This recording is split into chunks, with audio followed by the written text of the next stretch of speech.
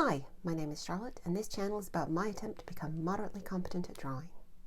So it's that time of the year, and I don't know about you, but my recommendations feed here on YouTube has just turned into a sea of videos with titles like My Creative Goals for 2023 and How to Set Creative Goals for 2023. And I just don't really want to do that.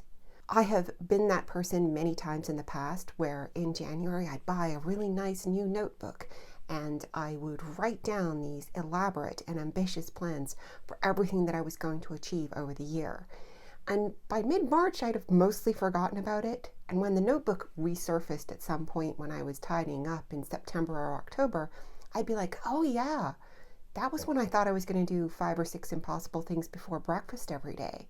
Yeah, that's not really how the year turned out. So I feel like I've been there and done that with goal setting, and I'm not sure that it's the right approach for me personally to take when it comes to learning to draw. I definitely see, though, how seductive the idea is of writing down this list of things that, if you were to be successful in completing them, would mean at the end of the year you could start telling people how this has been your most amazing year ever, and look at all the progress you've made. And I do sometimes wish I could do that. I do think of myself showcasing some amazing progression and ability at the end of 2023.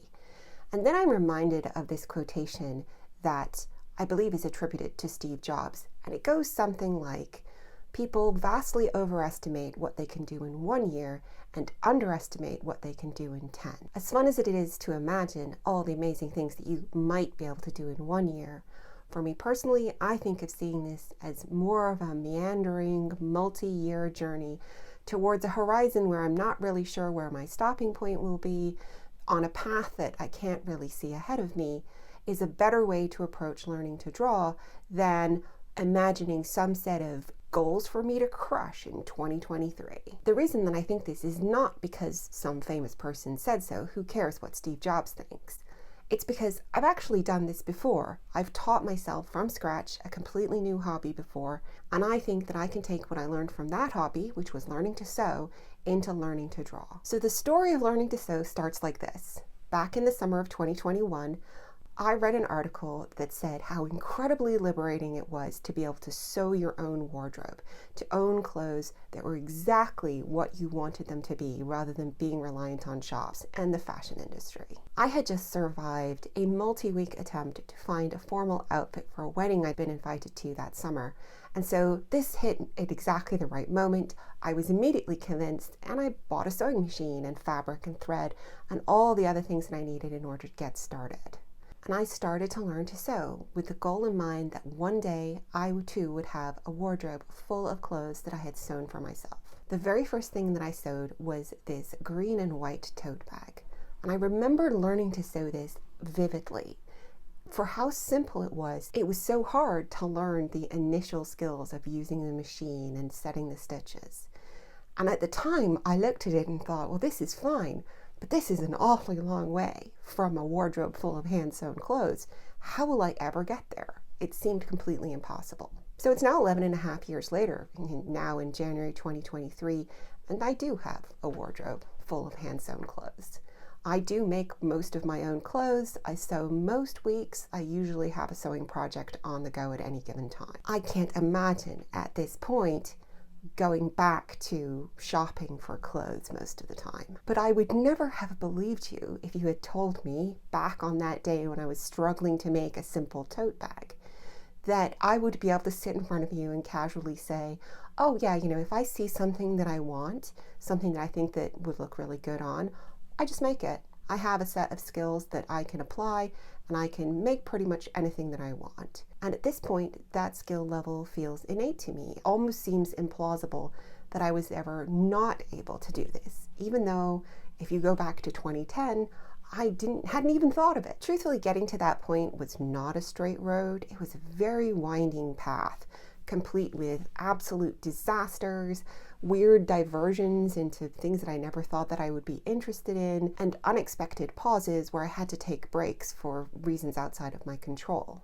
In all those years that I was learning to sew, I would frequently make those kind of elaborate and ambitious goal lists in January.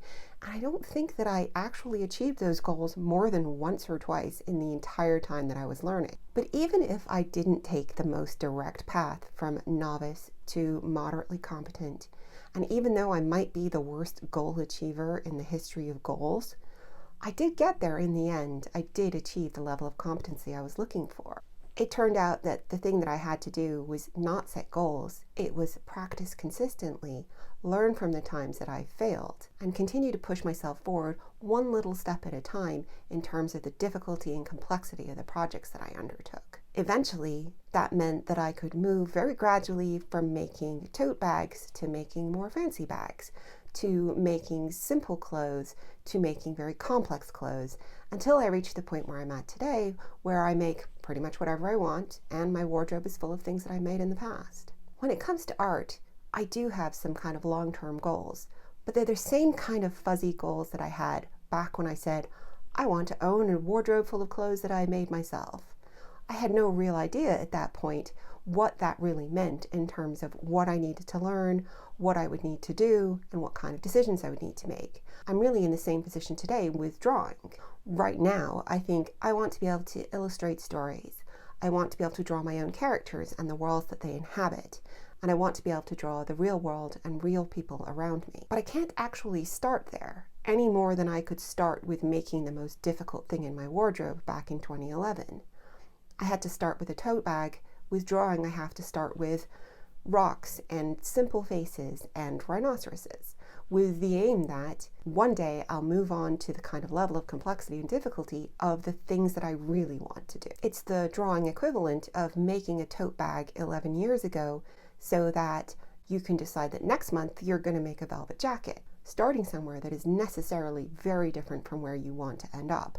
Making a tote bag, not a jacket, is fine, and you can absolutely enjoy the thing that you're doing as well as seeing how it can contribute to the next thing that you want to do and the next, until you do reach the kind of projects that you want to do. I still have my green and white tote bag. It's fine. It still works. It still holds things. It was fun to make. I don't hate it now, and I didn't hate it then for not being one of the complicated garments I knew that I would one day want to make. So thinking about what I actually want to do in 2023, I tend to think the answer is not setting specific goals or specific projects that I want to finish or specific courses or books that I want to work through. It's really doing exactly what I did when I learned to sew. Turning up every day with a tool in hand, whether that's a pencil or a sewing needle, and saying, okay, what am I making today? For now, the answer is probably drawing noses in 3/4 view that actually look nose-like, rather than experiment to find my own style of portraiture. So I'm not against goals. I'm not against New Year's resolutions. I definitely think that everybody should find for themselves the approach that makes the most sense to them in terms of keeping their motivation going and having realistic plans that they can put into action. I just find that my own goals don't tend to be very flashy or interesting or really fit into a bullet-pointed list. They aren't in the SMART format that corporations love so much. And they're not going to create content for me in a year's time when I run through them to show off my achievements for the year. My goal is, turn up most days and make some art. And I know that at the end of the year, I might look back and go, I kind of thought I'd have come further than this. But I also know from the experience of learning to sew that I might look back in 2030 and think, wow, I actually came a really long way there. That's a long way back to the starting point. And that's the kind of goal that I find probably the more motivating. The idea that one day, just like sewing has started to feel like an innate skill, I might also feel the same one day about drawing. So putting my words into action, and speaking of noses, next week I'm going to be talking about how I've gotten on taking my first steps back into drawing portraits after a long time away from it. In the meantime, feel free to let me know in the comments what you're doing about art goals in 2023. And if you'd like to follow along on my probably meandering journey towards becoming competent at art, you can like and subscribe and do all that kind of thing. Bye for now.